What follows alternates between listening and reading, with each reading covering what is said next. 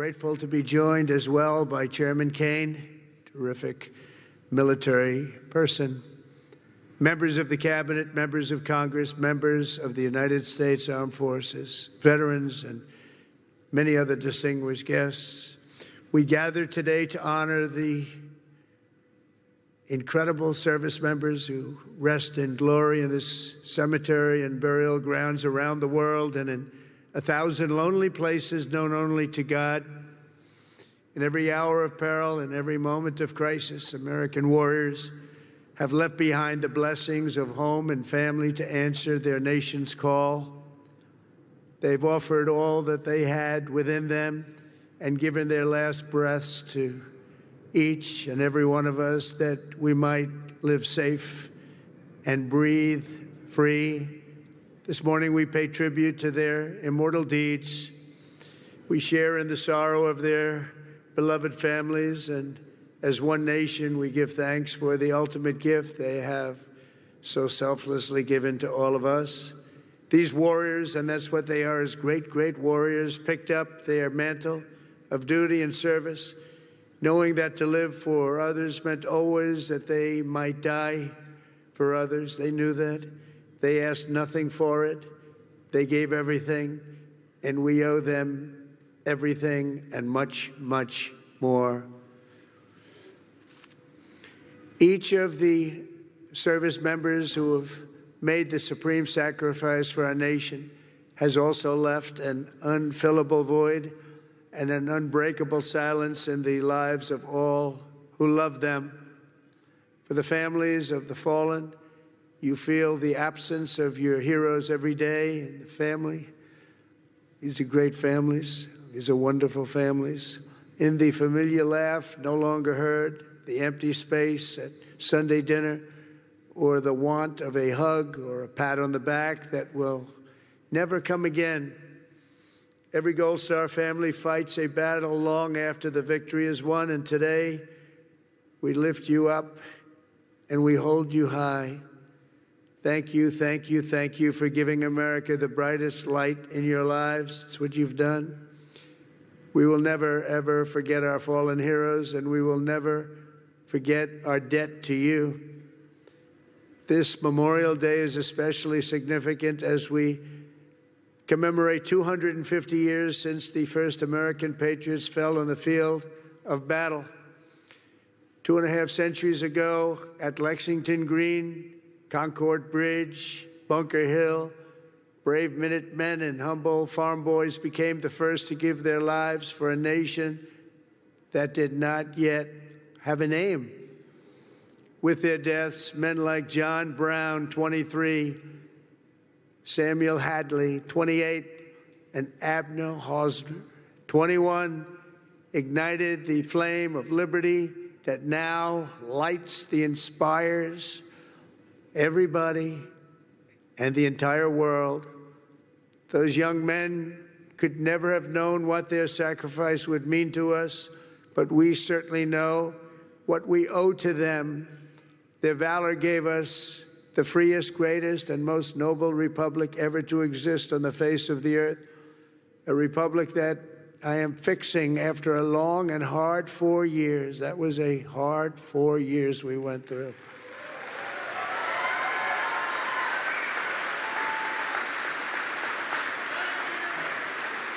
Who would let that happen?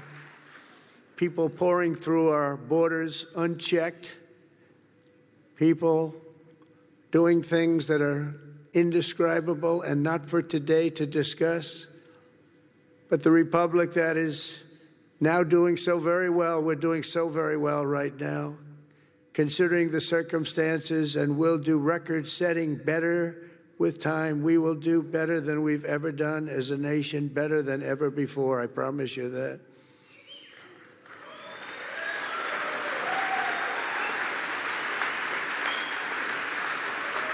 In every generation since, at Trenton and Yorktown, at Vicksburg and Shiloh, and in faraway places with names like Chateau, Terrari, Anzio, Iwo Jima, Quezon, Kandahar, really just a few chosen names, and these are names that have become so important on the altar of freedom.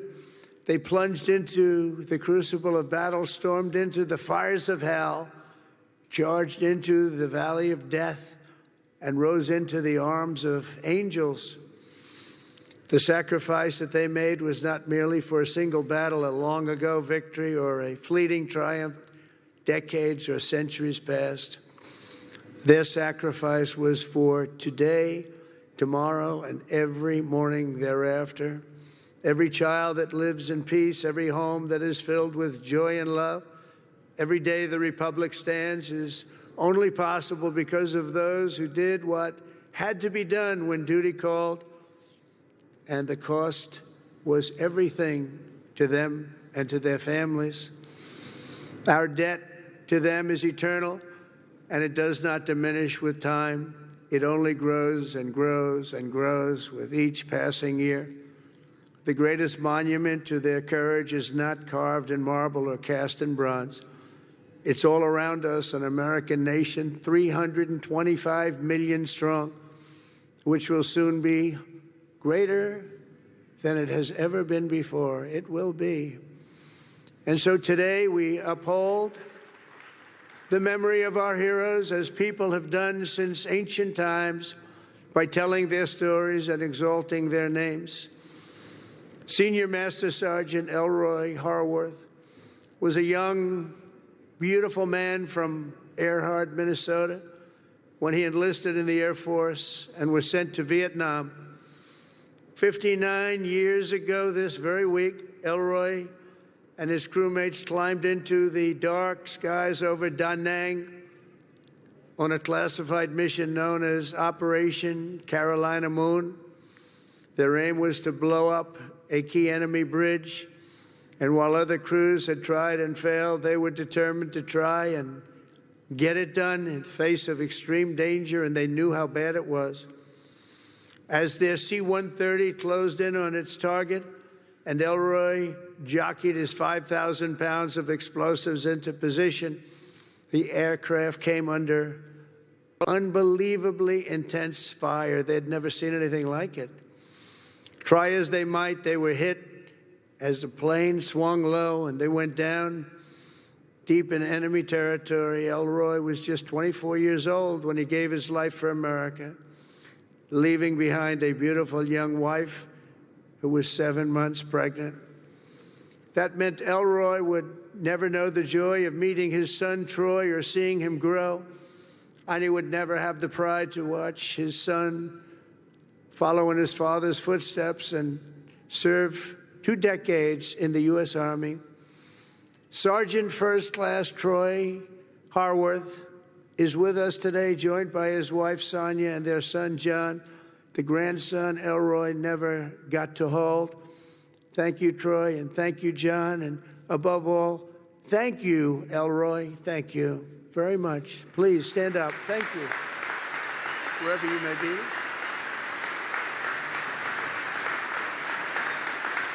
Thank you very much. Great family.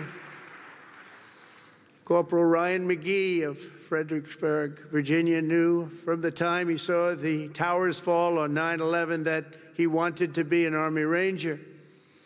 He was an American guy, all American. He was a tough guy. He was the top of everything. In high school, he was captain of the football team and was voted friendliest and most charming by his peers. Ryan joined the Army soon after graduation, and after 3 tours in Afghanistan, he deployed to Iraq.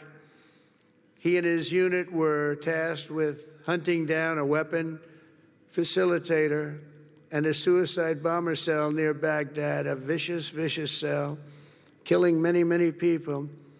16 years ago this month, they engaged the enemy in a firefight, and Ryan was mortally wounded. He gave his life at 21 years old, and today he rests until the end of time in the famed Section 60 here at Arlington, where we have buried our honored dead from the war on terror. We are joined today by Ryan's mom, Sherry, and Sherry, all of America shares in your grief, and more importantly, we share in your pride in your wonderful son. And thank you so much for being here, Sherry. Please, Sherry.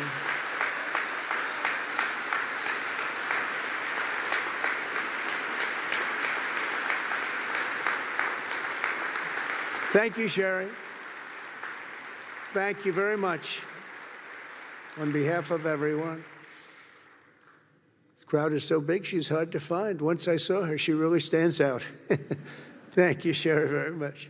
Senior Chief Petty Officer Shannon Kent grew up in Pine Plains, New York, before enlisting in the Navy in 2003. And she quickly became one of the rising stars. She was an absolute winner. As a linguist, translator, and cryptologic technician, Shannon worked alongside elite special force units like Delta Force and Navy SEALs to help them capture and kill terrorists. She was among the first women ever to do it, and she did it better than anyone.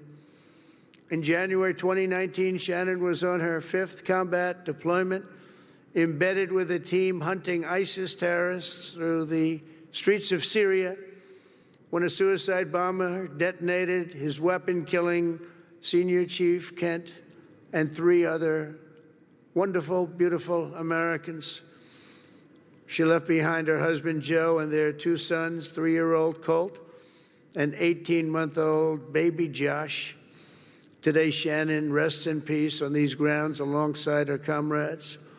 To her boys, Colt and Josh, who are here this morning, now aged 9 and 7, let me say your mom was a hero, and her love, her strength, and her spirit are always with us and always be with you. She loved her boys. To Joe, the boys, Shannon's parents, Mary and Stephen, and her sister Mariah, Shannon's name will live forever in the chronicles of true American patriots. I just want to thank you, and thank you so much for being here in honor of your magnificent family member. Stories like Shannon's, Ryan's, and Elroy's remind us of the real meaning of the day. And I want to just say, please stand up wherever you may be. The boys, I want to see those boys. Where are you?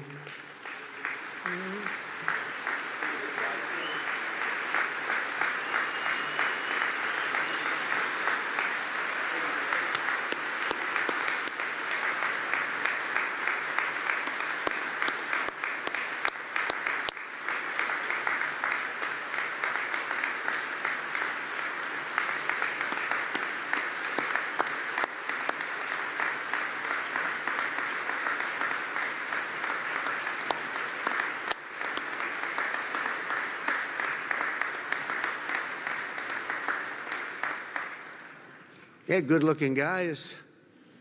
Thank you very much for being here. All of you, thank you so much. We should never forget, even for a moment, that freedom is a gift of the highest cost and peace is won at the most precious price. These extraordinary American heroes and their immense and ultimate sacrifices they offer only the faintest glimpse at the infinite grace we have received from all who laid down their lives for America. Over the past 250 years, we're going to have a big, big celebration, as you know, 250 years. In some ways, I'm glad I missed that second term where it was, because I wouldn't be your president. For that most important of all, in addition, we have the World Cup and we have the Olympics. Can you imagine? I missed that 4 years, and now look what I have. I have everything. Amazing the way things work out.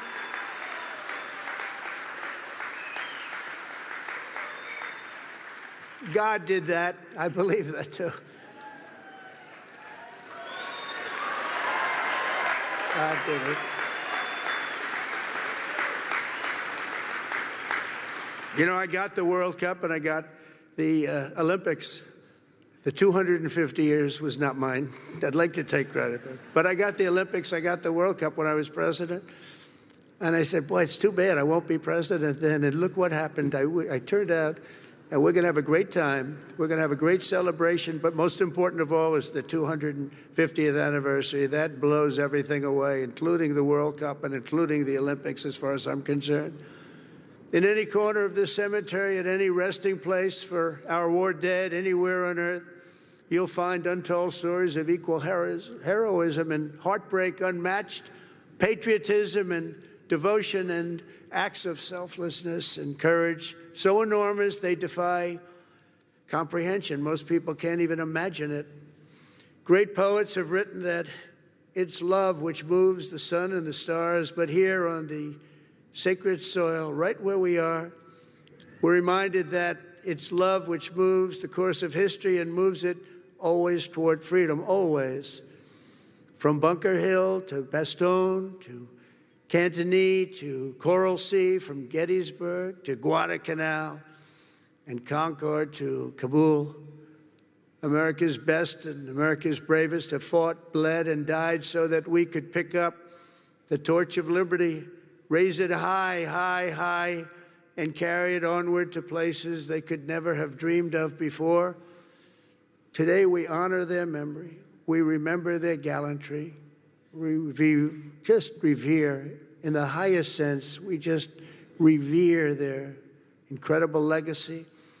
We salute them in their eternal and everlasting glory, and we continue our relentless pursuit of America's destiny as we make our nation stronger, prouder, freer, and greater than ever before. May God bless our fallen heroes.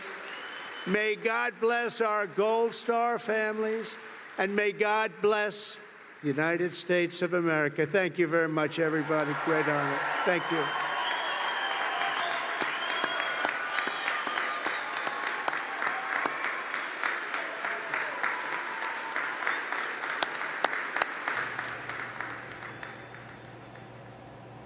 Well, you just heard President Trump give his Memorial Day address at Arlington National Cemetery. We're going to have much more John Bachman now when we return here on Newsmax 2.